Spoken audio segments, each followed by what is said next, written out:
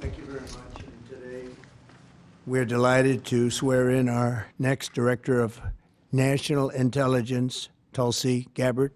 Most of you know Tulsi. She's a fantastic woman. Tulsi, I want to just congratulate you, your husband, Abraham, your sister, and all of your friends. A lot of friends here. You have a lot of friends. I noticed that, huh? I'm grateful. They were all fighting for you. It worked out very well. Tulsi Gabbard's an American of extraordinary courage and exceptional patriotism. She's devoted her entire life to public service, and I've watched her for years on different shows and everything. I said, she's a woman of great common sense, and, you know, we like the common sense. It's a word that's being used a lot. I think we started it in terms of politics, but it's a word that's used a lot. It's usually pretty effective, too, and you really are. I've watched you even on Larry King. You know, you're very young. I don't know how you were Larry King, but you're very young.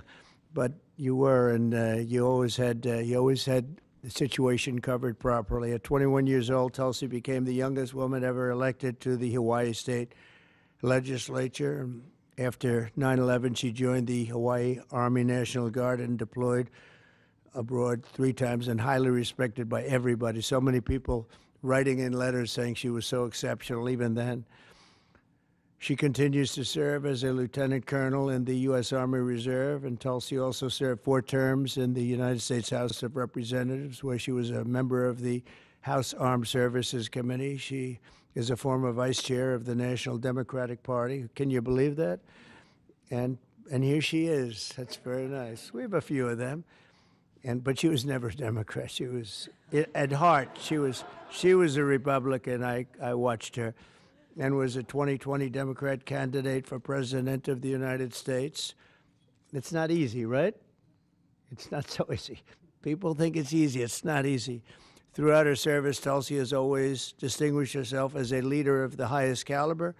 She's earned the respect and admiration and love of Americans on both sides of the aisle as her profound commitment to the values that keep us free, and she really does have those values as much as anybody.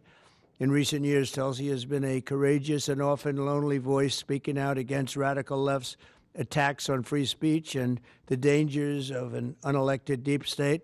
And I have to say, she was very, very strong for me when I was going through all of the fake news and all of the problems that we had with some very sick people. She was always out there. Before I really knew her as well, she was out there defending me, so I appreciated that, Tulsi. But the threat of a warmongering military-industrial complex and the weaponization of government and governmental people that go out and persecute. They like to persecute people that are innocent.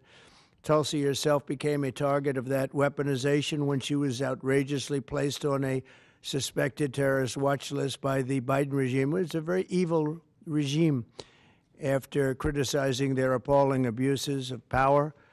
And I'm confident that as Director of the National Intelligence, Tulsi will work tirelessly to keep America safe. And she's been doing that her entire career. I think it's going to be a very natural day for you when you walk in. It's just have to keep the way you are. Just stay the way you are. She'll be clear-eyed and she'll be focused on the threat of radical Islamic terrorism and lots of other threats, too, threats from within, and give no quarter to America's foreign enemies. At the same time, I'm entrusting Tulsi with the responsibility of overseeing urgently needed reforms to the U.S. intelligence community to protect the rights and the civil liberties of all Americans. She'll provide the American people with transparency, eliminate corruption, shrink the bloated bureaucracy, and restore honesty, integrity, and trust to the national security state. There's only one thing I can say, that there's nobody like her for this job. This was a very easy one for me. She was recommended by some of the top people in that world. It's a little world, you know. It's a little smart world. It sometimes can be an evil world when the wrong people are there, but we have the right one. She's had so many great recommendations. I would say Pam was right up there with her, Pam Bondi. She had a lot. I didn't need, I know her a little bit better, and you're doing a fantastic job after about 3 or 4 days, right? You've had a lot of experience, but you've never seen anything like this, Pam. But you're going to do fantastic as the Attorney General, fantastic. So thank you and congratulations. We did this with Pam a few days ago, and this is again my honor. So congratulations to Tulsi, and I think Pam is going to administer the oath, and when she does that, I'll sign your new certificate. Good. Thank you. Thank you very much, everybody.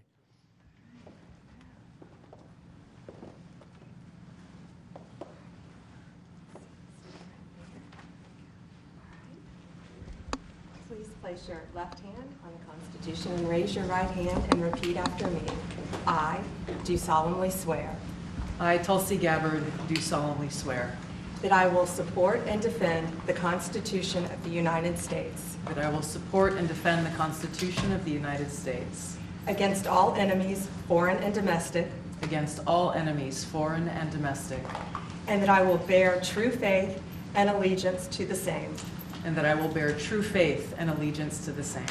that I take this obligation freely I take this obligation freely, without any mental reservation without any mental reservation or purpose of evasion, or purpose of evasion, and that I will well and faithfully that I will well and faithfully discharge the duties of the office on which I am about to enter. discharge the duties of the office on which I am about to enter. So help me God. So help me God. Congratulations.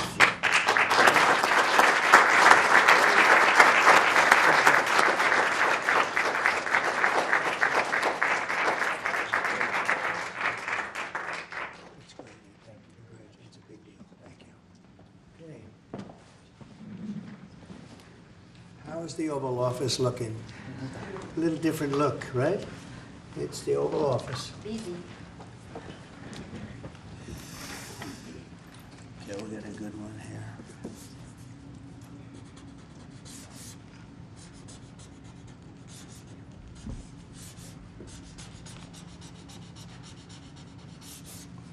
Okay, not bad. Ready? I'll stand up there. I think we'll do it right here. Come on over here, Abraham.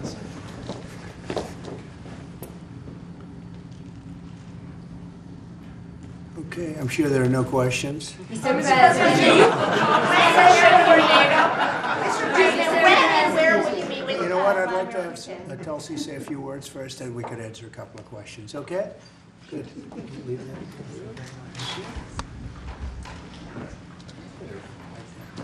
That's good. Mr. President, first and foremost, I just want to say thank you from the bottom of my heart for the trust that you have placed in me to fulfill this critical position as Director of National Intelligence at any time, but specifically during this time. Unfortunately, the American people have very little trust in the intelligence community, largely because they've seen the weaponization and politicization of an entity that is supposed to be purely focused on ensuring our national security.